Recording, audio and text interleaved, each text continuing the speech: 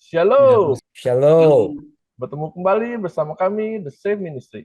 Kami adalah para awam yang senang mempelajari Alkitab melalui pelajaran Sekolah Sahabat. Dan sudah hadir di sini para panelis, Pak Elvin dan Pak Fajar yang akan menjelaskan pelajaran kita hari per hari. Dan kita akan mempelajari pelajaran pada minggu ini, yaitu pelajaran yang ke-10 dengan judul Jalan, Kebenaran, dan Hidup. Dan kita akan memulainya, dan saya akan pimpin dalam doa. Bahwa kami yang berterima dalam surga, minta syukur dan terima kasih padamu, karena kami boleh dapat berkumpul kembali untuk membicarakan firman-Mu. Biar Roh Kudus menaungi hati kami, sehingga apa yang kami pelajari boleh dapat menguatkan iman kami dan orang yang mendengarnya. Terima kasih Tuhan, terpujilah namamu, di dalam nama Tuhan Yesus kami berdoa. Amin. Sebelum kita memulai pelajaran kita hari per hari, dan kami minta Pak Tobing untuk menjelaskan apa saja yang akan kita pelajari. Selamat. Baik, pemirsa The Save Ministry, pelajaran yang minggu lalu menjadi ayat hafalan, sekarang diambil menjadi judul dalam satu minggu ini, yaitu Jalan, Kebenaran, dan Hidup. Dan fokus kita adalah ke masalah hidup. Ya, kita lihat itu di bold ya, ditebalkan ya. Dan memang Yohanes ya, Yohanes adalah rasul yang menekankan ya dari 4 kitab Injil, Yohanes yang lebih concern, lebih peduli terhadap fokus kepada Yesus sebagai sumber kehidupan dibandingkan 3 rasul yang lain. 3 rasul yang lain lebih fokus kepada mencatatkan kejadian yang sehari-hari yang mereka alami, yang mereka lihat, lalu itu memberikan pelajaran bagi kita bagaimana seharusnya di dalam hidup beragama dan mengikuti Allah. Nah, kalau di kitab Yohanes, Yohanes lebih menekankan kepada aspek-aspek teologi, keberadaan Yesus sebagai manusia di dunia, dan juga dia yang adalah Allah. Nah, sekarang kita perhatikan di Yohanes 1 ayat 18 sebagai ayat hafalan. Tidak seorang pun yang pernah melihat Allah, tetapi anak tunggal Allah yang ada di pangkuan Bapa, dialah yang menyatakannya. Dia ini sedang menceritakan dirinya sendiri, ya. Dia sedang menceritakan dirinya sendiri. Dan Yesus di sini sedang memperkenalkan dirinya sendiri sebenarnya dengan cara yang boleh dikatakan cara yang sangat teologias sekali, ya. Dia tidak bilang aku di sini ya, tapi tidak seorang pun yang pernah melihat Allah. Ini baru di Yohanes 1 di awal. Tetapi anak tunggal Allah yang ada di pangkuan Bapa, dialah yang menyatakannya. Tentu pembaca Alkitab masih di Yohanes 1 membaca seperti ini belum tahu siapa yang dia maksud, dia ini, dia ini. Tapi di pelajaran minggu lalu ya, kalau kalau kita perhatikan di pelajaran minggu lalu di Yohanes 14, dia langsung katakan, akulah jalan dan kebenaran dan hidup. Nah, kalau di awal dia masih memberikan petunjuk besarnya, di bagian akhir dia sudah langsung mengatakan aku itu orangnya. Ya, aku itu oknumnya. Nah, sekarang ya kalau kita perhatikan di pendahuluan pelajaran kita ini, kitab Yohanes itu dibagi 4 bagian. Kita sudah pelajarin di bagian pendahuluan, ya, mulai dari pernyataan teologisnya, pada mulanya adalah firman, dan firman itu bersama, dan seterusnya, mujizat-mujizat. Lalu bagian kemuliaannya itu adalah bagian yang ketiga, ya, bagian kedua mujizat-mujizat, dan yang keempat nanti penutup. Dan sekarang ini fokus kita adalah kita mau melihat bagaimana atau betapa mulianya, ya, betapa mulianya Yesus yang sudah melakukan mujizat-mujizat di pelajaran-pelajaran sebelumnya itu, semulia apa sih dia, ya. Dan luar biasanya dikatakan bahwa ada jembatan antara kejadian mujizat-mujizat sebelumnya itu, jembatannya itu yaitu kata akulah, ya, kata akulah. Nah, jadi akulah di sini ya secara jelas dialah yang melakukan mujizat-mujizat itu, dialah roti hidup itu, dialah terang dunia itu, dialah gembala yang baik itu, dialah kebangkitan dan hidup itu. Dan sekarang kita masuk ya ke dalam satu minggu ini, kita akan dijelaskan nanti beberapa prosedur atau beberapa hal yang disampaikan kepada kita agar kita benar-benar nanti tiba kepada sumber kehidupan itu dan menerima kehidupan itu, yaitu dia menjelaskan kepada kita melalui peristiwa pembasuhan kaki. Ya, jadi nanti Ada kita pelajari peristiwa pembasuhan kaki, apa maknanya itu kepada sumber hidup atau janji kehidupan yang Tuhan berikan kepada kita. Lalu dia nanti juga memberikan janji bahwa dia nanti apa? Dia nanti akan datang kembali dan tidak ada kebenaran yang lain selain dia. Itu nanti akan kita pelajari dalam 1 minggu ini Pak Simon dan pemirsa The Safe Ministry. Baik, terima kasih Pak Tobing. Dan kita akan melanjutkan pelajaran kita ke hari Minggu dengan judul Aku telah memberikan teladan bagimu. Dan ini adalah perkataan Yesus agar kita boleh mencontoh kehidupan dia selama di dunia ini. Dan kami minta Pak Tobing untuk menjelaskan lebih lanjut tentang hal ini. Baik, pemirsa The Safe Ministry, pelajaran kita dalam satu hari ini fokusnya di Yohanes 13 ayat 1 sampai 20 ya. Jadi setelah Yesus bersama-sama dengan murid-muridnya ya dalam perjalanan hampir 3,5 tahun ya, lalu Yesus memberikan petunjuk ya, memberikan instruksi kalau nanti satu waktu ya, kalau satu waktu kita akan berpisah ya, satu waktu Yesus tidak lagi bersama-sama dengan murid-muridnya di dunia secara fisik ya, secara fisik. Dia meninggalkan satu teladan ya, satu teladan teologis, satu teladan yang sangat dalam makna filosofisnya. Bagaimana kita mengingat kehidupan kehidupan, kematian dan kebangkitan Yesus.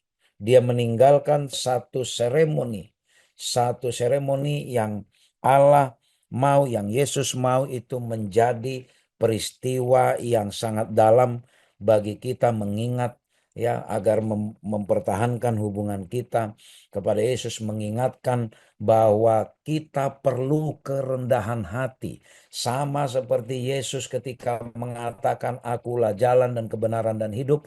Kalimat itu mengandung konsekuensi, dia harus merendahkan diri. Ya, dia harus meninggalkan kemuliaannya di sorga. Dia harus hidup bersama-sama dengan kita, menanggung kesusahan, menanggung kesulitan hidup yang tidak pernah dialami oleh manusia manapun. Mengapa pada zaman Yesus dulu orang-orang menggunakan sandal atau bertelanjang kaki?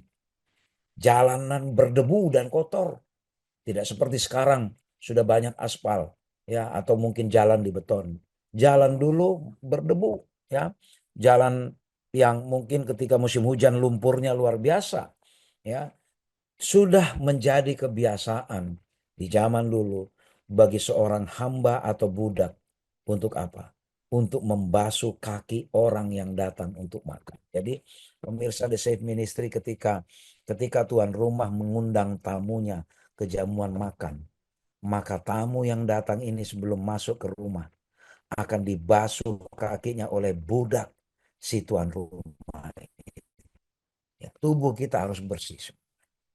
Dan ada seorang hamba yang sudah membersihkan kaki kita itu, yaitu Yesus yang sudah menjadi hamba, menghambakan dirinya dari oknum Allah turun menjadi manusia, menjadi hamba, dan dia menunjukkan teladan. Dia yang membasuh kaki murid-muridnya terlebih dahulu. Luar biasa pelajaran ini pemirsa saya. Yesus katakan, jikalau aku tidak membasuh engkau, engkau tidak mendapat bagian dalam aku. Luar biasa. Seorang hamba ya mengatakan seperti itu. Kalau aku tidak basuh engkau, hamba yang sedang membasuh kaki murid-murid adalah oknum kealahan yang sedang menjelma menjadi manusia, yang sedang menunjukkan jalan kerendahan hati. Jangan pernah kita bermain-main ketika kita melakukan basuh kaki kepada pasangan kita ketika kita di perjamuan itu. Jangan kita jadikan itu suatu kegiatan guyon-guyon. Jangan kita ribut, kita bercanda-bercanda di situ. Ketika kita membasuh kaki, ada satu peristiwa besar. Ada satu peristiwa besar. Allah yang telah menjadi manusia menghambakan diri menjadi budak, memberi teladan besar, membasuh kaki murid-muridnya. Karena tanpa dia basuh kaki, tidak ada yang bisa mendapat bagian ya di dalam kehidupan itu. Luar biasa pemirsa di Save Ministry. Pelajaran kerendahan hati yang Yesus tunjukkan melalui basuh kaki. Mari sekaligus kita mengajak ketika gereja mengadakan basuh kaki. Jangan ada yang mengatakan kepada, oh saya tidak layak untuk ikut di perjamuan. Upacara perjamuan suci diberikan kepada orang-orang yang tidak layak. Karena apa? Karena hamba, karena budaklah yang diperlukan. Budak yang tidak punya hak untuk hidupnya, yang tidak layak untuk hidup. Itulah yang sedang ditunjukkan di upacara basuh kaki itu. Sehingga kita yang mau turut ambil bagian di dalam upacara basuh kaki itu, pastikan bahwa kita adalah budak yang tidak layak. Dan ada oknum yang berkorban di situ, yang harus meninggalkan kerajaannya, yang harus meninggalkan kemuliaannya, yaitu siapa? Yesus. Ya, akulah jalan dan kebenaran dan hidup. Salah satu jalannya adalah melalui upacara basuh kaki. Yesus menunjukkan teladan agar kita selalu mengingat bagaimana Yesus sudah menunjukkan kasihnya kepada kita. Demikian Pak Simon dan pemirsa The Save Ministry. Baik, terima kasih Pak Tobing untuk penjelasannya. Dan kita akan melanjutkan pelajaran kita ke hari Senin dengan judul Aku Pasti Akan Datang Kembali. Ini yang Yesus janjikan kepada kita dan kita sedang menunggu kedatangan yang kedua kali. Dan kami minta Pak Fajar untuk menjelaskan tentang hal ini. Ini sebetulnya pernyataan dari Yesus ya, janji yang diutarakan Yesus kepada murid-muridnya. Terdapat di dalam Yohanes 14 ayat 1 sampai 3. Mari kita baca sama-sama. Janganlah gelisah hatimu. Percayalah kepada Allah, percayalah juga kepadaku. Di rumah Bapakku banyak tempat tinggal. Jika tidak demikian, tentu aku mengatakannya kepadamu. Sebab aku pergi ke situ untuk menyediakan tempat bagimu. Dan apabila aku telah pergi ke situ dan telah menyediakan tempat bagimu, aku akan datang kembali dan membawa kamu ke tempatku, supaya di tempatku di mana aku berada, kamu pun berada. Ini janji daripada Yesus ya. Yesus sebetulnya secara tersirat dia sudah memberikan janji dan ada sesuatu peristiwa yang sebentar lagi akan memisahkan mereka ya, akan memisahkan mereka. Dan satu peristiwa seakan-akan Yesus itu meninggalkan mereka sehingga muncullah janji yang disampaikan oleh Yesus. Artinya bahwa Yesus sebetulnya ingin memberikan satu kepastian, nggak usahlah mereka khawatir. Nggak usahlah khawatir. Nah, berbicara tentang janganlah gelisah atau janganlah khawatir, itu diterjemahkan dalam bahasa Yunani sebagai taraso, yang berarti mengaduk-ngaduk. Kemudian berarti juga mengganggu, meresahkan, membuat bingung. Dan memang membuat bingung sekali ya. Masa 3,5 tahun pelayanan Yesus bersama dengan murid-muridnya, mereka sangat begitu erat dan tiba-tiba Yesus mengatakan hal seperti itu seakan-akan meninggalkan mereka, mencari satu tempat tinggal di rumah Bapa, dan ketika sudah disediakan satu tempat, dia akan berjanji datang kembali, akan membawa murid-muridnya supaya di mana aku berada, kamu pun berada. Supaya Yesus berada, kita semuanya juga berada. Nah, inilah yang membuat mungkin murid-muridnya akan merasa khawatir, merasa gelisah ya. Tetapi Yesus sendiri juga menyampaikan, sudah mengutarakan akan hal itu. Jadi pelajaran yang bisa kita ambil dari sini, siapa yang mengucapkan? Yesus. Yesus ini siapa? Dia adalah terang. Dia adalah sumber kebenaran, sumber kehidupan yang mengatakan itu. Dan itu tertulis di mana? Tertulis di dalam Alkitab.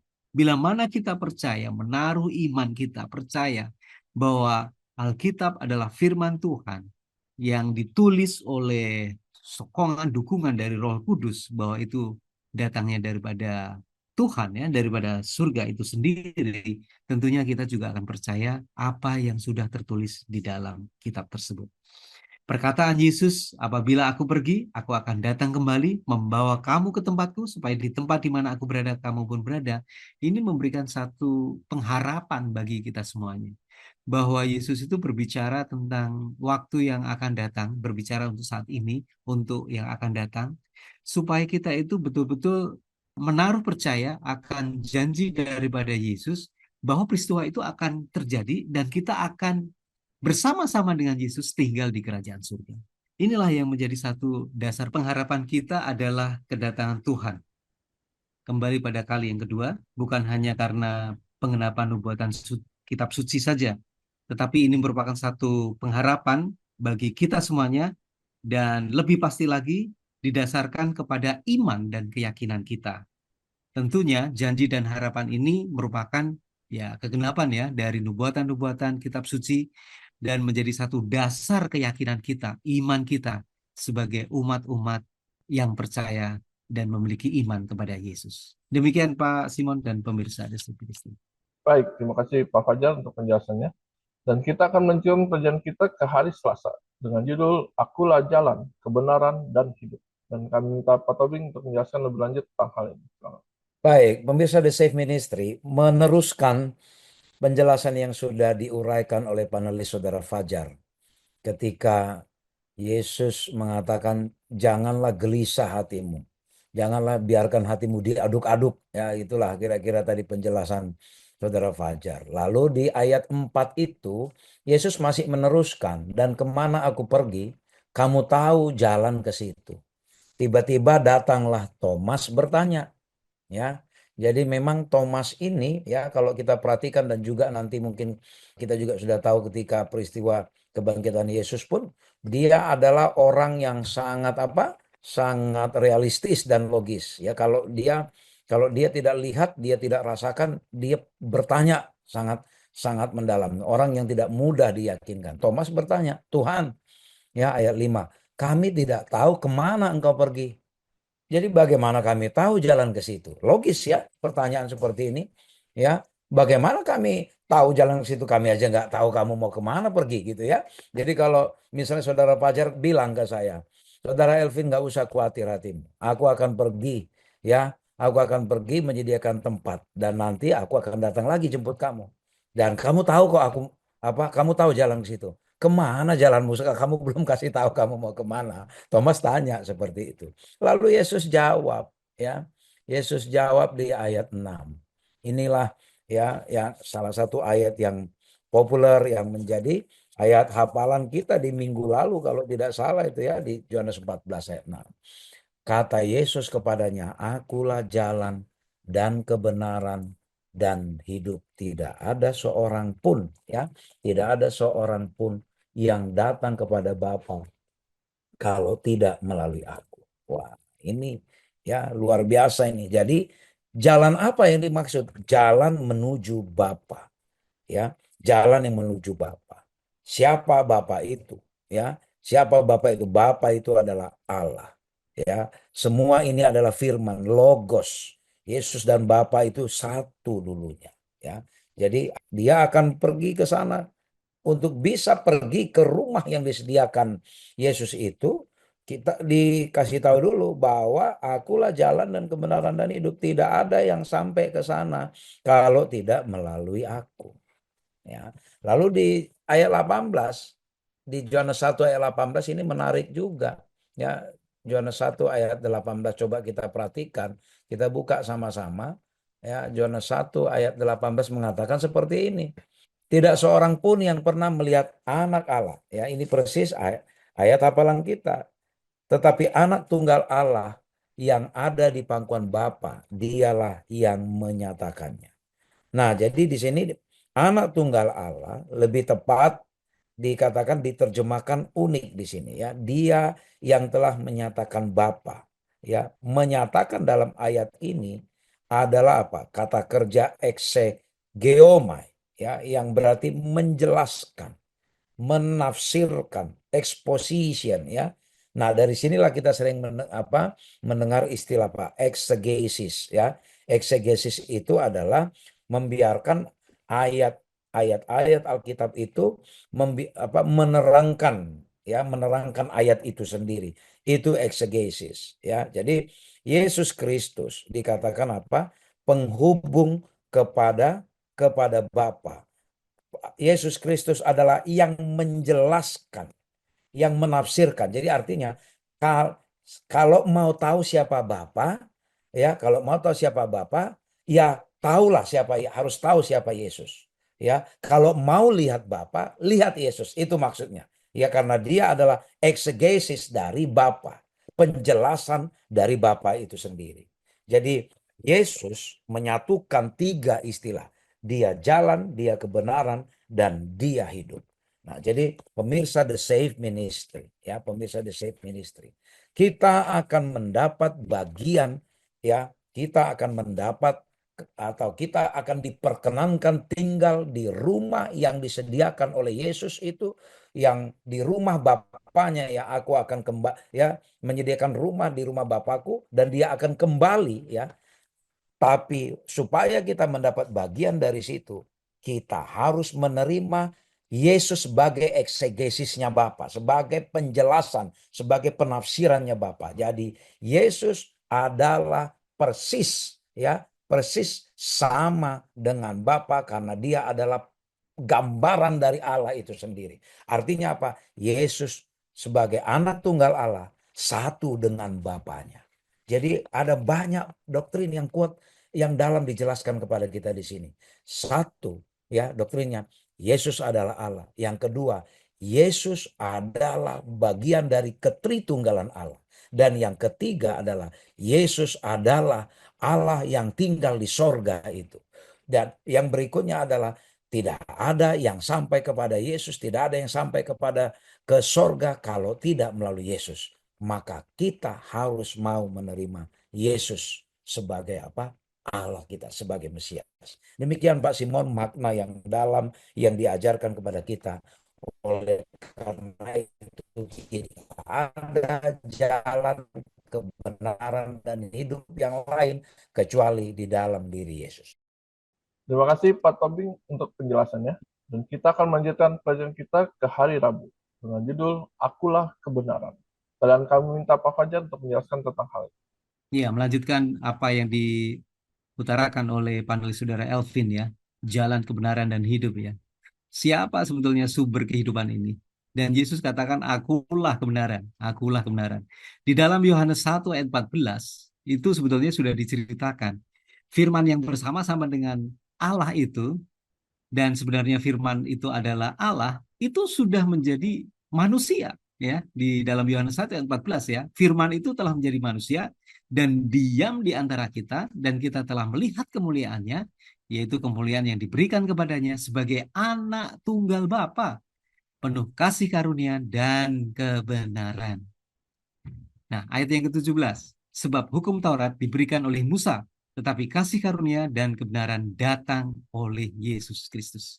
Mari kita coba garis bawah ya, kasih karunia dan kebenaran ya, datangnya hanya daripada Yesus Kristus itu sendiri, karena dia adalah sumber kebenaran, sumber kehidupan, dan kebenaran itu tentunya datang kepada Yesus. Apa yang dilakukan oleh Yesus? Yesus sudah mengorbankan dirinya di atas kayu salib, dan dia adalah Allah itu sendiri yang menjelma menjadi manusia, dan dia rela untuk mati di atas kayu salib untuk menebus manusia dari dosa. Dan ini sangat sangat jelas sekali ya, sangat jelas sekali bahwa kitab suci yang kita percaya satu-satunya sumber kebenaran itu memberitahukan kepada kita bahwa Yesus ini adalah jalan kebenaran dan hidup ya.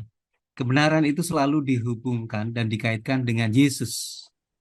Selalu dihubungkan juga dengan Bapa yang ada di surga, dan selalu dihubungkan dengan Roh Kudus, yaitu adalah Yesus sebagai firman Tuhan, sebagai terang kehidupan. Sementara sebaliknya, kejahatan atau kepalsuan selalu dihubungkan dengan dosa.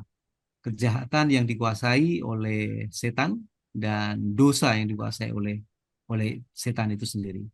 Oleh karena itu, Yesus sebagai Allah yang menjelma sebagai manusia, itu dia menjadi satu terang yang akan menyingkirkan kegelapan itu, sehingga kegelapan tidak menguasai dirinya. Tentunya banyak sekali tulisan-tulisan yang sangat hebat, yang tidak memuaskan setiap hati manusia. Namun biarlah firman Tuhan itulah yang berbicara kepada manusia. Biarlah kita mendengarkan dengan mata hati kita, mendengarkan bisikan Roh Kudus bahwa satu-satunya jalan keselamatan, kehidupan, kebenaran, dan hidup kekal itu hanya melalui Yesus itu sendiri.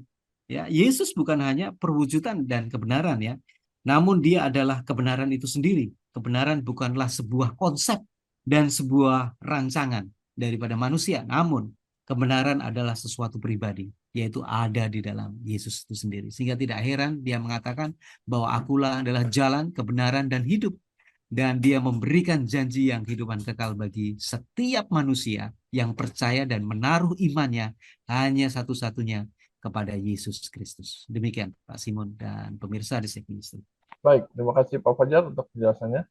Dan kita akan melanjutkan pelajaran kita ke hari Kamis dengan judul Kitab Suci dan Kebenarannya. Dan kami masih minta Pak Fajar untuk menjelaskan tentang hal ini. Silakan. Ya, kita lanjutkan bahwa kitab suci dan kebenarannya ya. Jadi setelah kita tahu bahwa Yesus itu adalah kebenaran dan dia adalah satu-satunya sumber kehidupan yang memberikan janji kekal. Nah, kita mendapatkan informasi, data itu dari mana? Kecuali hanya melalui dari kitab suci sendiri yang dituliskan, diinspirasi oleh Roh Kudus. Nah, kitab suci memberitahukan kepada kita bahwa dia adalah jalan, kebenaran, dan hidup, dan memberikan satu kehidupan kekal bagi kita. Perjanjian Lama dan Perjanjian Baru itu mengajarkan tentang siapakah Yesus itu sendiri, apa yang sudah dia lakukan, bagaimana pelayanan dia, bagaimana dia menyembuhkan banyak orang, bagaimana dia adalah jelmaan daripada Allah itu sendiri yang sudah menjelma menjadi manusia. Nah, dan itu semuanya dituliskan oleh Injil Yohanes, Sang Kekasih. Kitab suci sangat jelas sekali ya, membuktikan bahwa Yesus itu adalah Mesias. Yesus dan murid-muridnya berulang kali selalu merujuk kepada kitab suci untuk membuktikan dia sebagai Mesias yang ditunggu-tunggu oleh orang-orang Yahudi. Yesus sendiri berkata, sebab jikalau kamu percaya kepada Musa, tentu kamu akan percaya juga kepadaku. Sebab ia telah menulis tentang aku. Tetapi jikalau kamu tidak percaya akan apa yang ditulisnya, bagaimanakah kamu akan percaya akan apa yang kukatakan? Jadi Yesus sudah memberikan satu penjelasan kepada murid-muridnya, bahkan kepada semua khalayak, orang banyak ya. Kalau kamu percaya kepada tulisan Musa itu memberikan satu bukti-bukti bahwa Yesus ini menggenapi akan tulisan-tulisan Musa sebagai Mesias yang ditunggu-tunggu oleh bangsa Israel. Nah, kalau mereka tidak percaya kepada tulisan Musa, bagaimana mereka bisa percaya akan Yesus sebagai Mesias? Nah, sekarang kalau kita lihat bahwa kitab suci dan kebenaran, kitab suci yang terdiri dari Perjanjian Lama dan Perjanjian Baru itu mengungkapkan semua akan kebenaran, akan firman Tuhan itu sendiri. Dan itu menjadi satu jalan atau gateway ya bagi kita untuk mengenal lebih banyak tentang Yesus. Dan itu akan memberikan satu cahaya bagi kita ya, memberikan satu pencerahan bahwa apa yang ditulis di dalam kitab suci itu merujuk kepada Yesus Kristus sebagai juru selamat yang sumber kehidupan yang patut kita sembah dan kita imani. Demikian Pak Simon dan pemirsa The Safe Ministry. Baik, terima kasih Pak Fajar untuk penjelasannya. Tidak terasa kita akan mengakhiri diskusi kita dalam minggu ini dan kami minta Pak Tobi untuk merangkumkan apa saja yang telah kita pelajari. Selamat. Pemirsa The Safe Ministry, ketika Yesus mengatakan akulah terang dunia, barang siapa mengikuti aku, ia tidak akan berjalan dalam kegelapan, melainkan ia akan mempunyai terang hidup. Pada saat itu, Yesus sedang berada di halaman Bait Suci, ya, ketika upacara Hari Raya Pondok Daun dilakukan. Dan kita tahu di halaman Bait Suci ada 2 tiang lampu, ya, itu tiang yang berisi kaki dian, yang mengartikan bahwa ini adalah jalan kehidupan atau sumber terang, ya, sumber terang orang Israel dahulu ketika mereka di padang belantara. Dan tiang api inilah yang menuntun mereka, ya, kemana mereka hendak berjalan. Dan pada saat itu, ya, Yesus mengambil simbol itu, menggunakan momen itu untuk menyatakan, ya, memperkuat bahwa yang disimbolkan oleh tiang api itu adalah aku sendiri. Ya, jadi pemirsa The Save Ministry, ya sudah sangat jelas bagi kita bahwa Yesus adalah jalan terang, sumber yang menerangi jalan kehidupan kita. Tidak ada yang bisa sampai kepada Bapa, tidak ada yang bisa mendapatkan hidup yang kekal kalau bukan melalui Dia. Ya, penyerahan kita melalui iman, penerimaan kita kepada kasih karunia, itu adalah bukti pengakuan kita kepada Allah bahwa Yesus adalah kasih karunia itu, Yesus adalah jalan kebenaran itu, Yesus adalah sumber hidup itu sendiri. Oleh karena itu pemirsa The Save Ministry, jangan kita lari dari kebenaran itu. Dialah kebenaran itu. Jangan mencari jalan yang lain. Kalaupun seolah-olah jalan hidup kita ini sepertinya buntu, tidak ada jalan yang lain selain Yesus. Jangan lagi mencari sumber kehidupan yang lain kepada sesama ciptaan yang lain. Tidak ada kehidupan di ciptaan yang lain. Kehidupan hanya ada pada Yesus. Oleh karena itu diperlukan apa? Diperlukan kerendahan hati, mengakui diri kita adalah budak yang sudah dibeli oleh Allah, ya, sebagai pencipta kita. Lalu kita menyerahkan diri, kita menerima Yesus sebagai sumber kebenaran itu. Maka kita akan sampai kepada Bapa. Maka kita akan menghuni rumah-rumah yang sudah disediakan oleh Bapa, ya, menghuni rumah-rumah yang sudah disediakan, yang diberikan jalannya kepada kita melalui apa? Melalui Yesus. Biarlah kita menerima Yesus sebagai juru selamat kita, ya, kita imani setiap hari agar kita bisa sampai kepada Bapa. Kiranya Tuhan memberkati kita. Baik, terima kasih kepada para panelis yang sudah menjelaskan hari per hari, Pak Elvin dan Pak Fajar. Dan biarlah pelajaran yang kita dalami selama minggu ini boleh menjadi berkat bagi kita, dan biarlah kita tetap percaya bahwa Yesus adalah jalan kebenaran dan hidup. Dan kita akan menutup dalam doa, dan kami minta Pak Tobing untuk berdoa. Mari kita berdoa. Bapa di sorga, kami puji, kami besarkan nama-Mu. Engkau memperkuat pemahaman kami pada saat ini. Engkau adalah jalan kebenaran dan hidup. Ya Bapa di sorga, agar kami tiba kepada hidup itu, biarlah kami boleh menerima Engkau sebagai juru selamat kami dan meniru, meneladani keteladanan hidup-Mu, yaitu kerendahan hati. Biarlah kami rendah hati Tuhan, sama seperti Engkau telah merendahkan diri-Mu melalui hidup bersama dengan manusia. Ya Bapa di sorga, kami mau mengisi rumah-rumah yang sudah Tuhan sediakan di sorga. Kami mau menjadi penghuni sorga bersama-sama dengan Engkau, karena Engkau ingin citra-Mu kembali. Engkau ingin kami mengembalikan gambar dan rupa Allah. Biarlah Bapa di sorga, melalui kasih karunia Yesus dalam iman kami kepadamu, Engkau izinkan kami Tuhan tiba di sumber kehidupan itu, yaitu Yesus dan Allah. Kiranya Tuhan mengizinkan kami bersama pemirsa The Save Ministry, Engkau kumpulkan kami di surga. Dengarlah ya Tuhan doa kami, di dalam nama Yesus kami sudah berdoa. Amin. Terima kasih kepada para pemirsa yang telah menyaksikan video ini. Biarlah ini boleh menjadi berkat bagi kita.